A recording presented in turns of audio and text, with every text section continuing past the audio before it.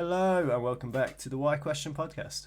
This is episode 13. It's episode 13. 13. Today Great. we are talking about why do we talk to ourselves? You know, why do we have that voice in our head that narrates? Bro, the introspectiveness everything. of this episode is gonna go off the charts. Yeah, I've been thinking about this recently, like literally the last few weeks. That's why I messaged you earlier and said it. I've been thinking about the voice in my head. I've been I was noticing it more, and I was like, huh, that's interesting. I'm glad you said voice and not voices. Yeah, there's just one in there at the moment. Hopefully, it doesn't get get any worse. Give me 1 sec. But yeah, that voice in our head and us talking to ourselves. Why do you think it happens? Why do you think we can't shut the voice up? Oh god, that is. I mean, why we have a voice in our head is such a impossible question to answer, because it's like, I mean, I'm assuming with most things, it's just something biologically within yourself. It's maybe, I don't know, I'm just extrapolating here, but maybe the fact of like us having a voice in our head is part of why we as a species managed to become so like self-aware. Yeah, no, I think that's definitely part. Like being able to use language because it kind of within ourselves. Yeah, and the voice in your head is kind of just like your own narrator, right? Like, I mean, that's the if you have a thought that you struggle with, you just kind of talk to the voice in your head, or like you kind of like feel out your thoughts in your head. Yeah, I think it's easier to do that if you have a voice that does it like in your head. Yeah, because I mean, you have people that don't have it. Words. Yeah, that's what I was gonna ask actually. Like I don't know the facts. Let me search it up. But it's weird that there's people without the voice in their head, and I was like, yeah, I don't know how does that work? It's called, but it's some sort of disease. Well, not disease, I wouldn't say, but it's just some sort of condition where you don't have that voice that speaks to you. Apparently, I mean, I don't know if it's true or not, but apparently, especially when it comes to reading, it's easier for them to like retain the knowledge because they're just. Because they absorb it straight away. into their There's brain. no, Yeah, this goes straight into the brain instead of going through like the voice in your head and then through your brain. But then I'm sure they struggle with other things like feeling out their thoughts. For example, maybe they have to vocalize themselves more, and so they have to like speak out more because you can't speak in your mind. Can't have a. And I don't know if their imagination is lowered. Yeah, or something so I've got it here. I don't know. It's something. Aphantasia. Aphantasia. That's the absence of auditory and imagery, so you can't imagine anything. Yeah, you can't imagine anything, and you can't like speak to yourself. You don't have a voice in your head. So I think the actual like term for it says anhedoralia. That's now being used to describe the absence of it. So I think that's like the thing. Anhedoralia is when you don't have the voice in your head, basically. And I think that's crazy. Because it's like, I mean, we're so used to having we can't imagine life without it. Yeah, but you couldn't imagine having it either if you didn't have it. Like, exactly. Yeah, that's it. Because we're stuck in our own heads. But there's probably negatives and positives to having it or not having it. I mean, it probably doesn't. I don't know if it weighs out each other or if it's better or worse. It probably doesn't really matter that much. If you've got it, you probably navigate life in like your own way, and you end up. Yeah, you probably just it's all relative. You get used to everything, and if you have never had it, then I mean, you're still living your life and going on with your life without having the voice in your head. So it's not like it's gonna really affect you that much. But I think having at least for me, having like the voice, just the narrator, it helps me a lot when I need to just figure out like some things in my head some sort of thought process or like a problem or anything like that. It's a lot easier to reflect on something when you have a voice in your head, because it feels like, I mean, although it sounds psychopathic, it feels like you're talking to yourself in your head. That's what you're doing. Yeah, you're talking to. I think it's interesting that like the fact that we can't control it as well most of the time. Yeah. Like it just happens. Yeah, especially when you're reading. Yeah, you read or when thoughts just come into your head. I don't know how, because for me, thoughts are always go like. You've always got things going on, and there's always like the voice always keeps popping up with something to say, like whatever you're doing, and sometimes you're just like shut up. But I think that's great. Like And then I've been thinking about this recently, kind of like I've literally been yourself to listening to shut the up. voice and going, wait, so if that's the voice talking, but that's not me, that's just happening. Who, Yeah. who's listening to it? I was like, wait. And then I do you know when I was just like aware. I've been aware of my own awareness, and I've just kind of been sitting there looking around, going, holy shit, like who's? Who am I? I'm just listening to this weird voice, and I think it's kind of cool because it feels it's like I don't know. I felt quite present and like whoa. Whereas I think a lot of people go their whole life just fucking identifying, thinking they are that voice, and I think that leads to kind of more problems as well. Like thinking you are that voice in your head, because the voice is always judging things and kind of going, yeah. Every situation it judges things based off your subconscious beliefs, right? The voice says, yeah. oh, I'm nervous because of this, like because this situation has happened before and this whatever. But then there's a lot of people identify with that voice like instantly.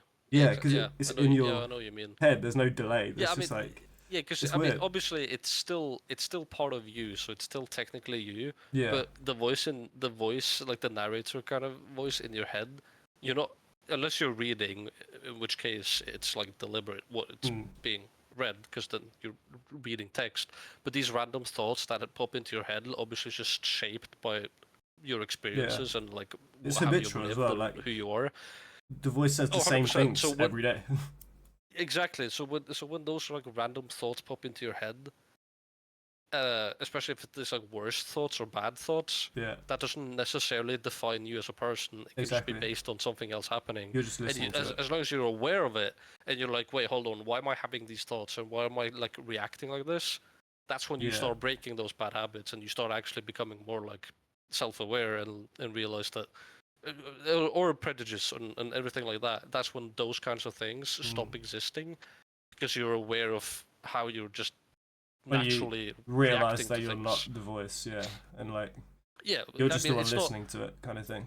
You're not controlling the thoughts that pop into your head randomly.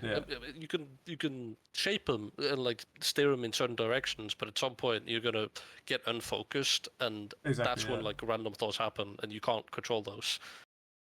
It's just how we are. It's just like you can't constantly be 100% in control or aware, because you'll get exhausted. Like we're not built for that kind of thought process. Definitely not. It's like you can't be fully conscious all the time of everything, because you know you need the subconscious for the consciousness to exist. Like it's the there's a reason we have it. It's like they both. The best you can do is be balanced between it and have them both kind of wanting the same thing. Like imagine a world or a mind. Like imagine your life where the voice inside your head says and does these things that you want. Like there's no kind of undesired speaking from the voice. There's no point where you're like, oh shut up, oh that's not true. Where your beliefs are kind of aligned with who you want to be. I think that's happiness. I think that's freedom as well. I think that's kind of it's almost what I'm looking like. If I can get to that point, or well, you never get to the point. Like there's always going to be days where you might not have it, but the closer you can get to that, I think the more like mentally free you are. Okay, yeah, I see what you mean. Yeah, I get what you mean. Where you and the voice are like on the same team, if you know what I mean. Rather than almost on the same page in your own head. Because you can never kind of get it to shut up. It's more just noticing it's there and just. And if you start, if you start getting to the point where you're having to tell yourself or your own voice to shut up, the wall. I think that's when you need to like seek help. That's therapy. Because at that point, you might need therapy at that point, because you like you said, you might start doing crazy things to try and like shut up the voice, but it's not like you can't.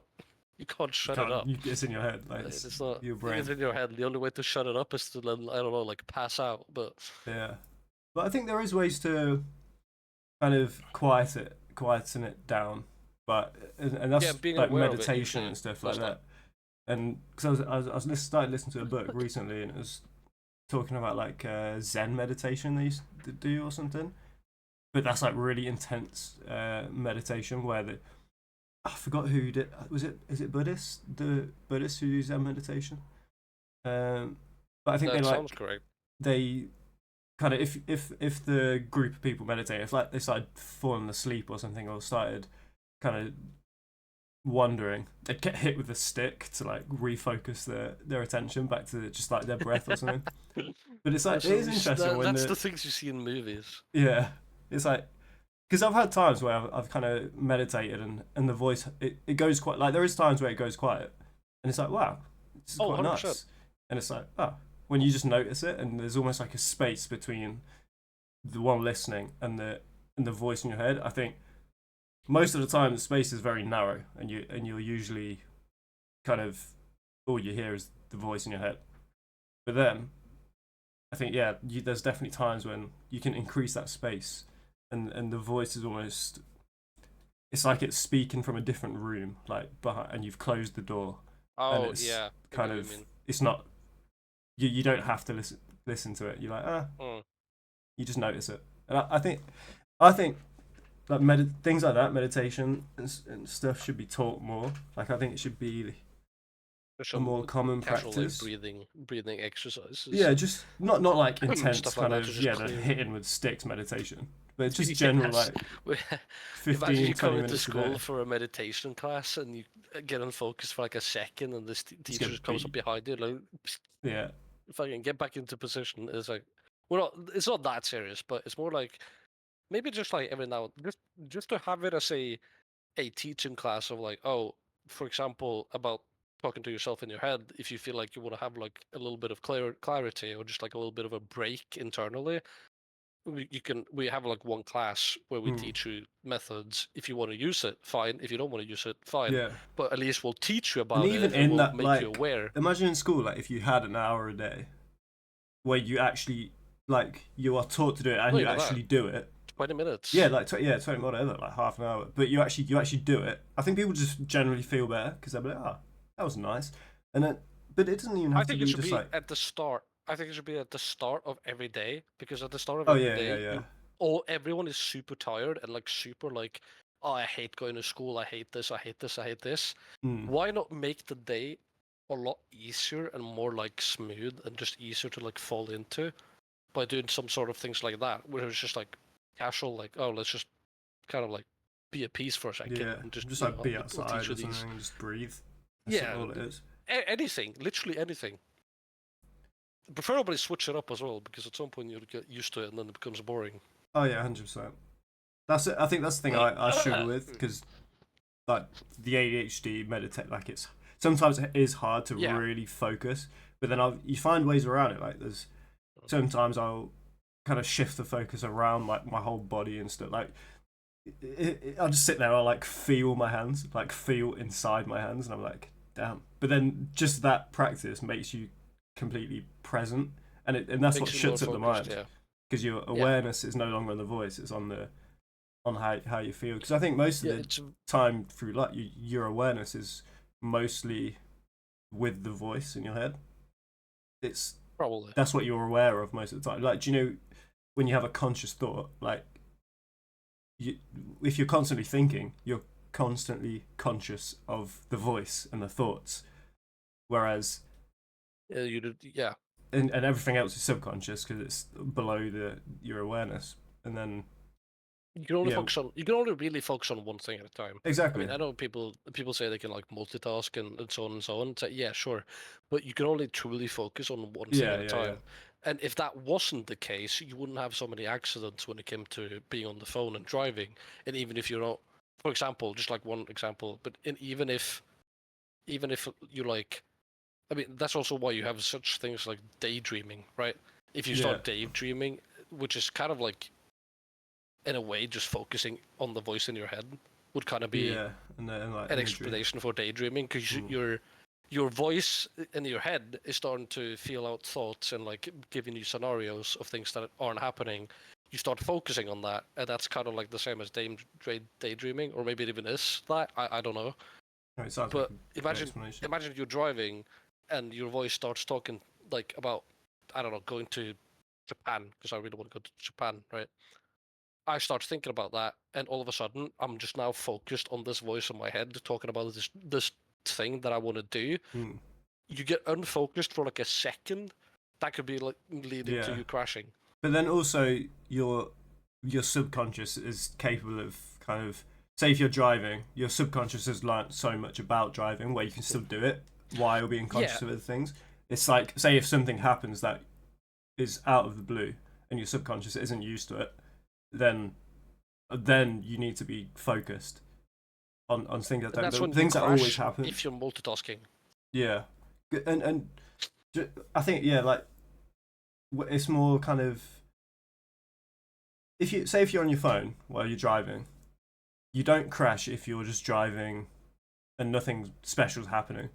The crash happens when you've lost that bit of focus and you've like veered off to the side or something and your subconscious doesn't know what's happening because it can't see it, and it doesn't happen all the time. Or like if something runs out in front of you or something, it's like you've not learned how to deal with that situation while because that hasn't away. Happened often. That hasn't happened often enough to be like part of your normal your brain routine. Hasn't been wired to actually those like I think the most crashes happen on like places where people have driven so many times that it feels like it's second nature to them. Yeah. And then they get unfocused for like a second, and then something different happens because every day is different. Every day something different will happen, and so at some point something's gonna happen where you're not aware of it happening unless you're focused on actually driving like 100% of the time, which is what you need to do. And then especially it's dangerous if you're not aware of the voice and you start thinking about things, you start focusing on the voice, something happens and you're like, oh shit, wait, what the fuck? I think it's so cool calling it the voice. It's like, it sounds so epic. It's like the voice. Yeah. Just controls what you do. I think it's cool. It's cooler than just saying like talking to yourself in your head, right? Yeah. The voice. It's pretty epic. We have the voice. Oh yeah, true. Isn't it in June? Did you watch June? Oh, they have a power called, I think it's called the voice. They can say something and then make people do stuff. This is so cool. Anyway, I'm going off topic. What a cool film. Going off topic, yeah. It's turned into a real podcast now. We just start yapping about everything. We're just actually yapping about everything and nothing at the same time. Yeah. Yeah, no, I think like you said, I think I'm starting to lose my voice. I don't know if you can. It feels like it's slowly going away. What's it? Oh no, he's just. Jesus Christ. Right, I think I just coughed up like everything. You've coughed up the internal voice as well. Like that's just gone as well. Yeah, my internal organs are about to come out. Imagine losing your voice, but it's the voice in your head. Like imagine one day you like, do you know how you lose your voice? I think going from. I mean, I don't think you can go from not having a voice to having a voice. That would be. I mean, weird. We kind of do. You could probably go from when you grow up though. You learn how to speak, and then the voice. Yeah, develops. No, but I'm sure you still have the voice in your head at some point. You're just not aware of it. How do you have the voice if you don't know words though? Like, what does the voice talk in? I don't know if it's talking. It's probably just feeling, or it's probably like playing like images. Yeah, I guess imagery counts as the voice / video. The voice / YouTube in your head. Yeah, we all have media in our brains. We're so media infested. We have it from birth. Neuralink's gonna be. Oh god, no, I don't even. That's another thing actually. Think about Neuralink and the voice. How would that work? Like, imagine at the moment we can't really control our voice anyway. Like, but we still know it's ours. But imagine putting something in. Yeah. That is we know is not ours. Musk is changing the voice in your head. But I don't think it would feel weird because the only thing that would be weird is knowing that it's like it's something that you've put in. But I think the feeling of it would be the same as how our voice talks to us because the voice in our head is not really. We've already been over. Like we don't control it directly anyway.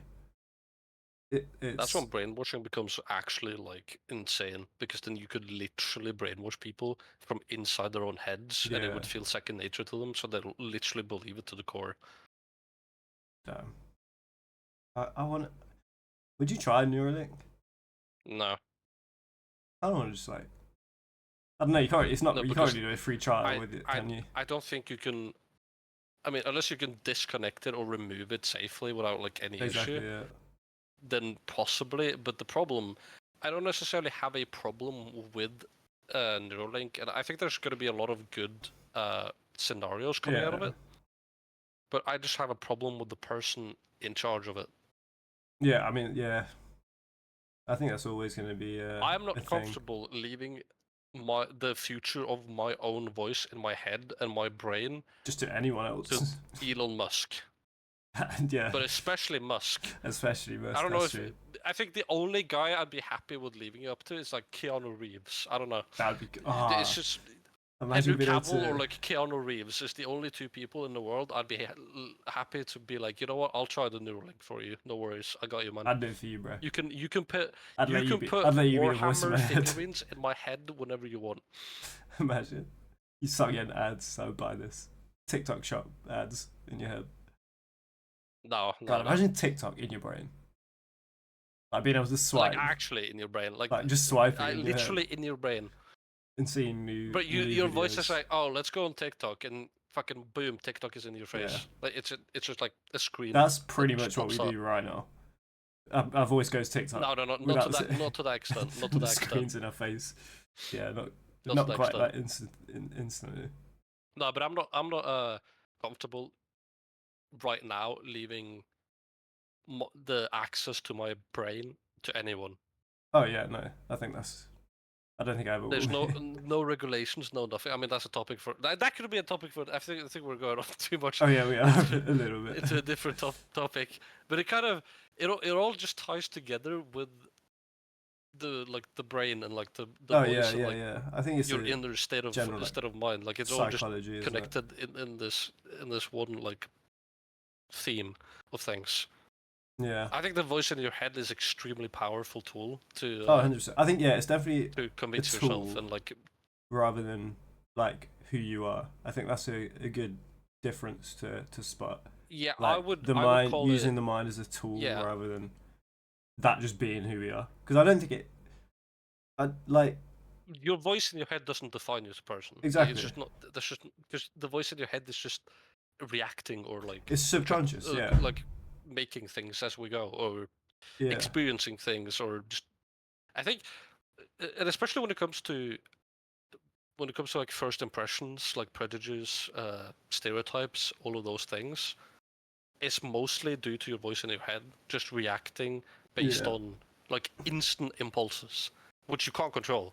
Exactly. But you could have prejudices and stereotypes against someone, and it's not like it doesn't define you as a person. It's just something that happens in the instant and in the moment. Just from what you've learned. Then it's up to you as the person to react to those impulses. And where you put your awareness, like what are you actually aware of after, like. Yeah, exactly. Because I think it's like the free will conversation. Like how much free will do we actually have, considering this? Okay, this voice in our head like just happens. Like we can't control it, but that's. Kind of that dictates us. I think it's like we have some free will, but not kind of complete free will in that. I think you have way more free will than a lot of people are willing to admit because they just love complaining about things. And it's like being. I think you don't have free will when you're attached to the voice in your mind, because I think the voice and your mind, they are. I mean, they're just part of like what happens. I think there is some sort of like fate kind of thing that you're destined to get somewhere. Like your mind and body is going to end up somewhere. However, the conscious part of you that's aware of it, I think that's the part we have free will over, like where we can assign our focus. But then I think you as a person have 100% free will. I mean, you can decide whatever you want to, as long as you're aware of it. Yeah. Now, whether or not you're aware or not is like a different question.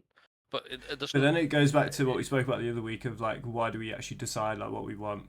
But I mean, we've already discussed that anyway. Like we'll discuss that anyways. And but like the point is more like, I don't. The reason I don't like saying that you don't have free will is because that gives people the excuse to do things and just blame it on the fact that they don't have like 100% free will, which I think today especially, you have probably you have by far the most free will that any human being has ever had in the history of humanity.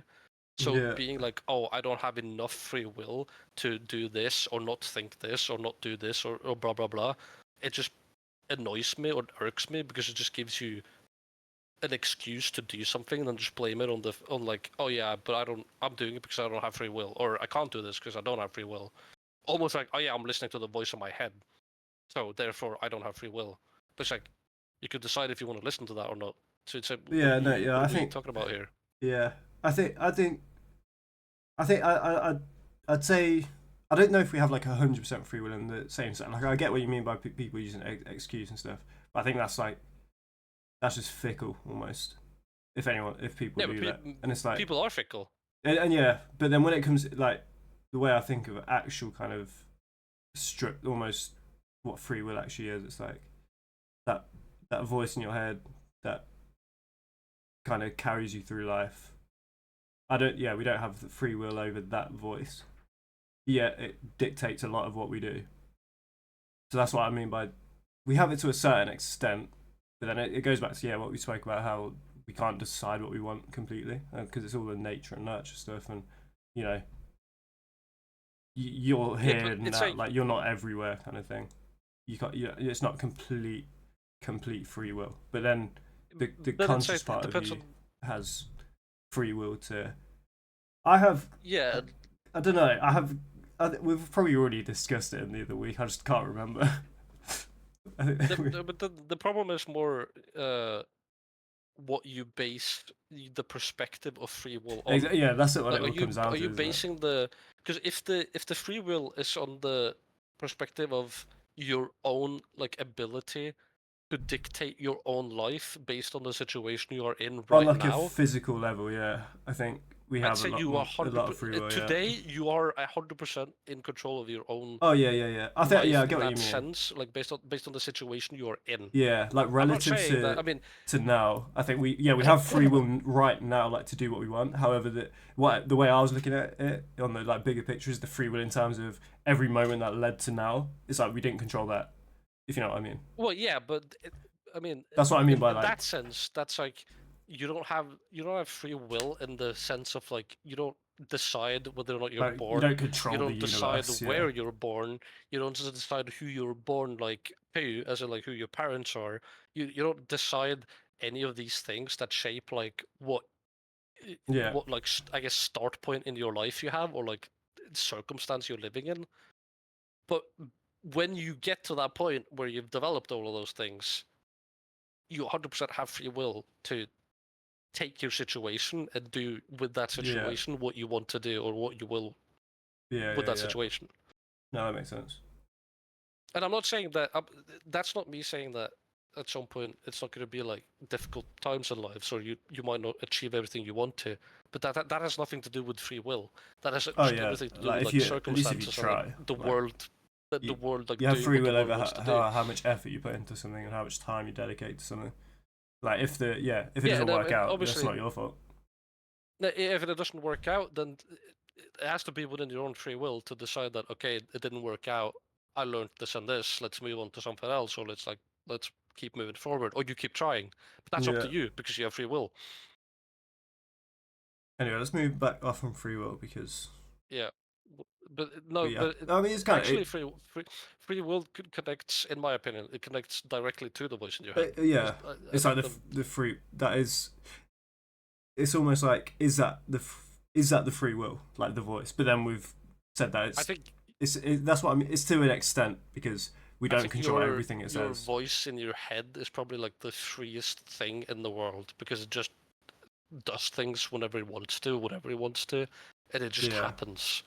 It's not like constricted to any sort of law or like form. It just whatever thoughts that you have or whatever like happens, impulses, it just happens. Really? That's it.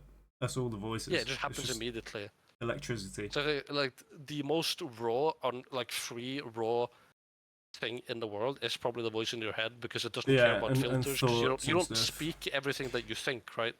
But but then also in that sense, it's also very restricted to our belief systems and the fact that the voice says the same things every day. I think in that sense, it's also very restricted and it's not completely free because you can't.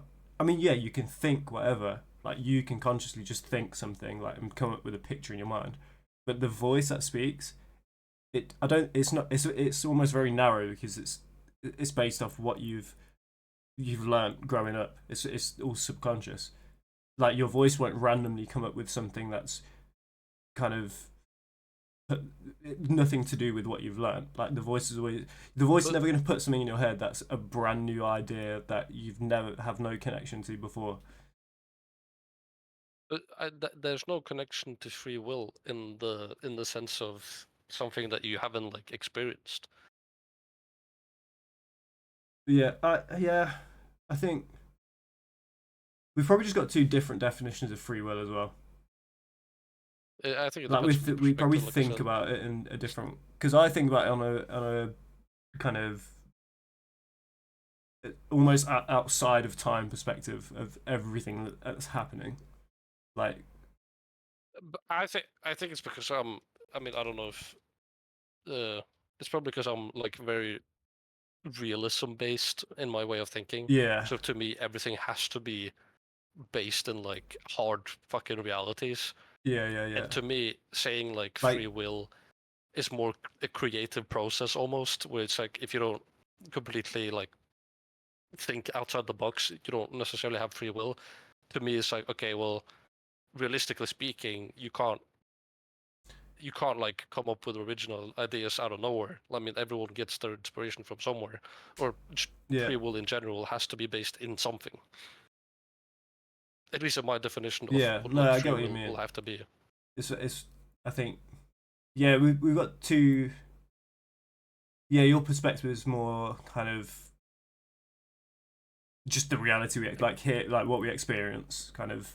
Yeah, like here and now, you have free will to dictate yourself as a person, which is like what I think. Yeah, no, I definitely agree with that. Could be for people. It's like I'm not. Yeah, I don't disagree with that side. I think I don't think we're like disagree with free will. Yeah, we just again perspectives. It's the different, and I think that's. I mean, that's fine. It's the same with everything. It's a good lesson. It's like everything is just based on perspective and your relative, just how you think, how your voice thinks of things, and that's another thing. Like I think you can change your voice to talk about it. 100%, and be able and just being like, yeah, we have different perspective. Like we just think about things differently. However, we probably think the same thing anyway. But it's like, yeah, I think fundamentally at the root of things, everything is like from the same idea, because you can't. Yeah. You can't change like what is and what isn't. Yeah, we're not how far you want to go into that route, and how deep like, you want to kind of how many layers down you want to think of something, or how you want to attach it to your own reality, right? Which is what I think is so important about, especially things like the voice in your head, to teach people or like children in school how to handle it, how to deal with it, how to like think about it. It's I think it's quite important. Yeah, I mean, even it's kind of insane that we haven't had like any kind of topic or discussion or thoughts about these kinds of things at school ever. Yeah, it's like I never understood why I was getting taught about religions and kind of practices of different religions when they actually could have taught us the thing that all religions point to, which is like the human, or like being the feeling of like being close and what we're speaking about basically, and being more present and stuff like that, because that's what religion is kind of being more aware, being more like in tune with yourself as a fucking human. Yeah, exactly. So how do you how are we not? It's like, yeah, like you said, how are we being taught about all these different things, but not the fact that you have a voice in your head that is like dictating almost what you do unless you're aware of it. Do you think like how insane is that? How much do you think you can change the voice in your head? Like, because the voice in your head has gone through so many. It's different. It's got a personality. Like it's your personality almost. Yeah, I think. And I think. I mean, obviously, the voice in your head is based on your personality and like who you are as a person. Yeah, and your beliefs and what you think, because it's the most unfiltered part of yourself. It's the most. Yeah, I think that's why that was why I said like the voice in your head is like the freest thing in the world. Yeah. You don't lie to yourself not, unless you're very delusional. It's not based in any. Obviously, you have a. I think it's almost a natural filter of humans, the voice in your head, to like your actual mouth. Yeah, because it's what people think of you, isn't it? You don't want to say. You can't say everything. The voice in your head is 100% raw, natural reaction to things, and then obviously that reaction is just based on your current knowledge at the time. So that will change based on what you do, how you live, and what you like, what you gain as like knowledge and information. But in the sense of just like the pure core of what is the voice in your head, it's just your natural reaction to things. It's completely raw, like thought. It's the most rawest form of what you actually think at that second in that moment. I think who you are on a subconscious and like person, like you're like it's your ego, isn't it? That's what it is. If you want it, because it's not you. Actually, yeah. There's that separate because it's like you don't want to say it is you, but it is your ego. It's your ego in the rawest form. That's what the voice is. Yeah, exactly. But then that is not. That's not you, because as soon as you attach to the ego, that's when you start getting upset about external things, and the voice says that. But then I think it's interesting. Yeah. You can change that voice. I think like I've noticed personally that in the last few months or whatever, because I've been way more aware of the voice in my head and kind of noticing it more rather than kind of identifying with it.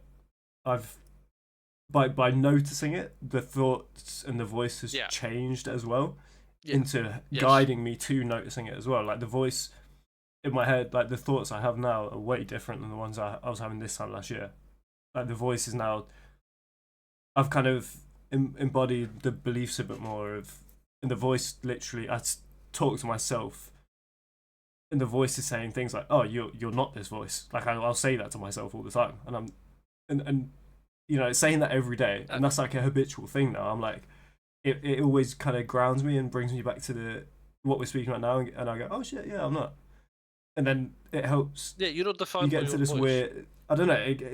It's like it was happening in the gym earlier. I was just like, the voice. It's telling me. The voice was like, I'm literally aware. Like I was in the gym looking around, like, wait, like I'm here. Like I'm just. Yeah, I don't know if it's like. I don't know if it's disassociating. I don't know if it's a bad thing, but I mean, it feels good. It's like. I mean, the written here was actually going to read out. Have you tried befriending the voice? It's actually what I was going to get into now.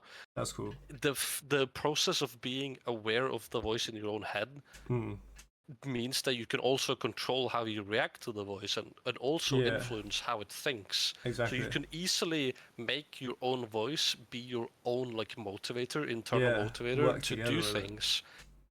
Exactly, work together with it. And then once you start doing that, then you start almost... That's when you change habits and you change who you are. Ironically enough, you almost religiously start believing in yourself. Because your own voice is constantly pushing you to do something. I like the friend your voice. I think that's a good quote. That's a good one.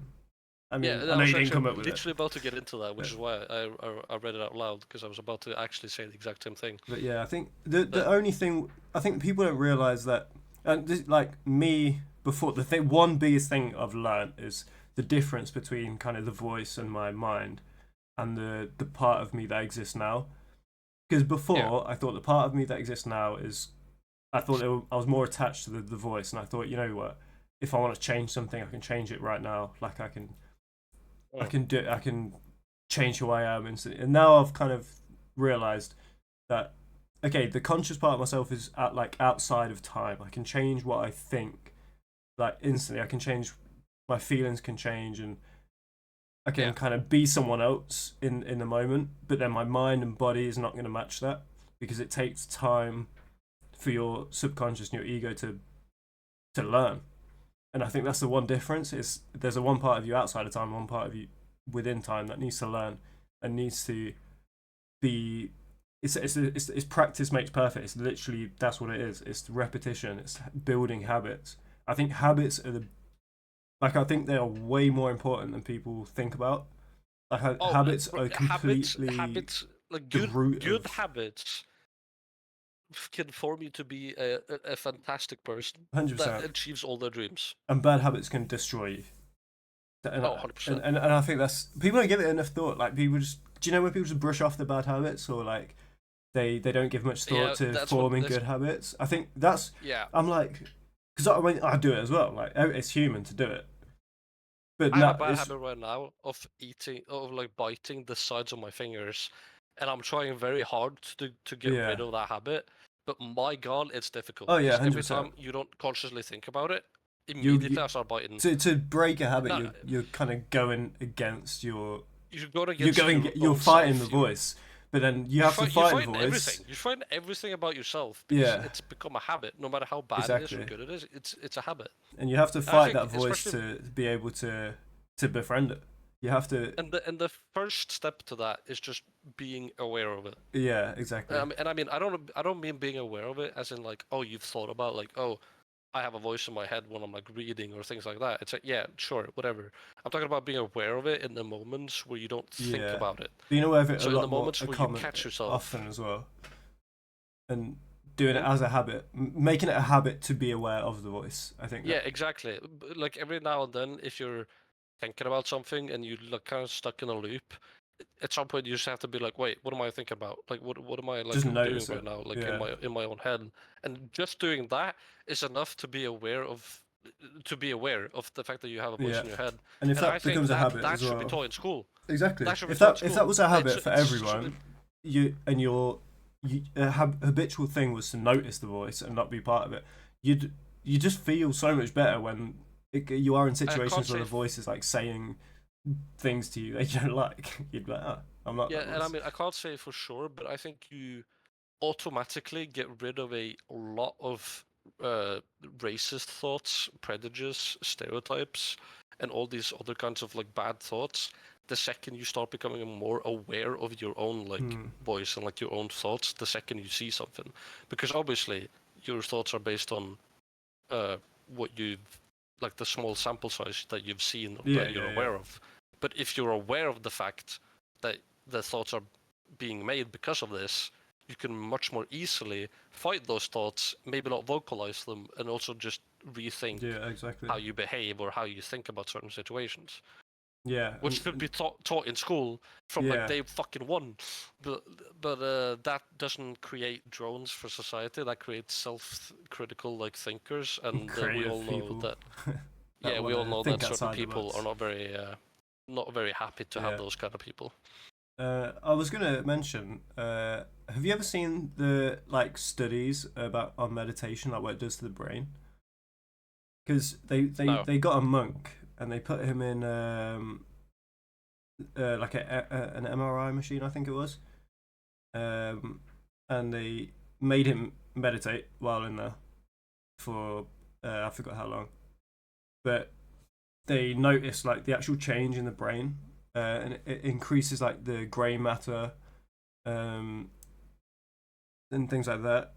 I'm trying to find the article. Increases in regional brain grey matter density. Let me see what grey matter actually does.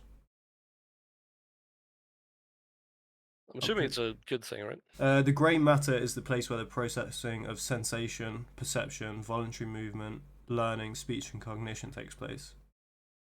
So by increasing that, you're more you're enhancing your brain functionality. You're more immersed in life because you're processing sensation more, and you're absorbing information better.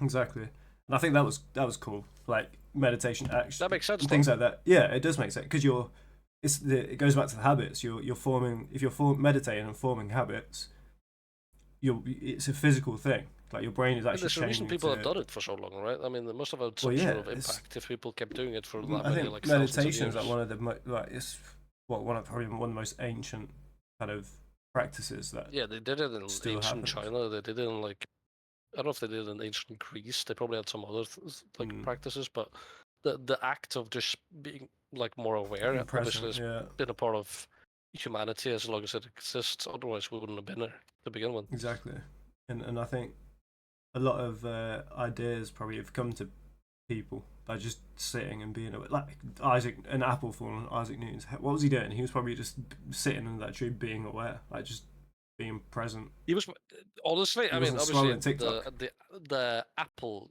like thing in and of itself is just a myth. I mean, that's been debunked. That was not an actual thing.